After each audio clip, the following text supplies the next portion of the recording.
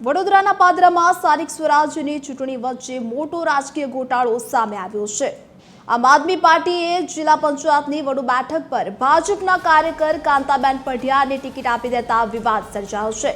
કાંતાબેનના પતિ અને વડુના પૂર્વ સરપંચ નટવરસિંહ પઢિયારે આ ટિકિટનો સ્પષ્ટ અસ્વીકાર કર્યો છે। તેમણે આક્ષેપ કર્યો છે કે આમ આદમી પાર્ટીએ તેમની જાણ બહાર જ આ ટિકિટ ફાળવી દીધી છે। ચૂંટણી ટાણે જ ટિકિટ ફાળવણીના આ છબરડાથી પાદરાના રાજકારણમાં ભારે ગરમાવો જોવા મળી રહ્યો છે।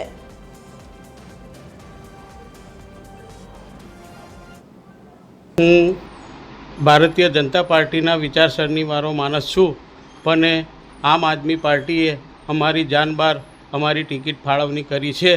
અમારે એ લડવાની નથી અને અમારે કોઈ આમ આદમી પાર્ટીની સાથે કોઈ સંબંધ નથી અને કોઈ હોદ્દો પણ છે નહીં અને અમારા મિસિસની તબિયત થોડી વીક હોવાથી આ ચૂંટણી અમે નથી લડી શકવાના।